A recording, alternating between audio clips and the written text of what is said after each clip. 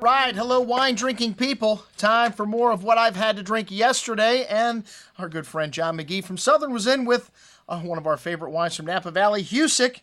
And Julie and Frank Husic bought this property in 1995. And their first wine was 2001. It was never planted before in the Stag's Leap District.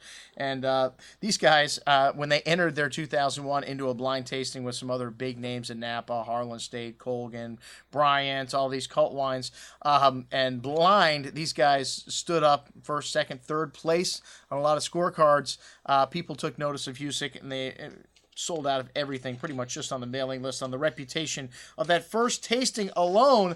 And today they've added some things to the lineup, like their Chardonnay and Pinot, which excellent as well. I have to say, everything I've had from this winery, excellent, most excellent, and up in quality. The 2014 Chardonnay, I believe, is still from Sullivan Vineyard, Dutton Ranch, 20-year-old vines. More Burgundian style here, but still you get a good amount of rich lemon drop candy, tropical fruit, creme brulee notes. As this wine opens up, you really notice that cinnamon, vanilla spice coming out even more. But a big and fruity wine, lots of that rich tropical fruit, but a firm hand of acidity here as well. This wine's got lovely balance. And on the second day, even better, that rich creme brulee note coming out as this wine opens. Most excellent juice at $59. The Pinot 2014, this wine has a little bit of James Brown in it, man. Kind of funky here from a west-facing vineyard on the ridge east side of Occidental on the far Sonoma coast, and really small yields. This vintage, I don't know, man. You get, like I said, a lot of funk on this one. A lot of barnyardy character there.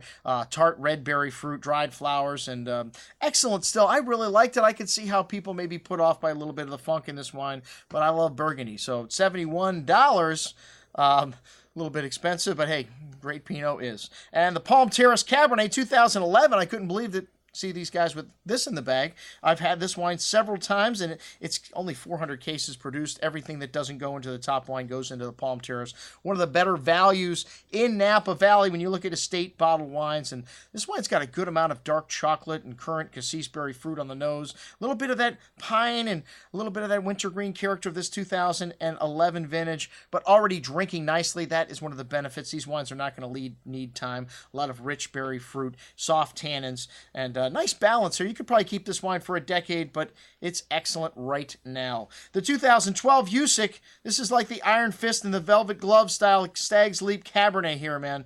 They've got 3 plots that are located next to the famous Fay Vineyard from Stag's Leap Winery, originally planted in 1997. This 2012 vintage has got a lot of gorgeous forward fruit here, currants, dark cherries, hints of earth, fine herbs, dark chocolate, really well-endowed bouquet of aromas, big and chewy on the tongue. This wine has got a lot of rich, ripe fruit, a lot of nuance and spice, and a lot of nice acidity. This is really well-balanced, even better on the second day at $132, a relative value when you look at some of those guys that these guys were up against in that first blind tasting with the 2001 vintage. That's what we had to drink with our friends from Husic Vineyards. I'm your host, Andrew Lampasoni, signing off for the Wine Watch, saying remember, always drink the good stuff first.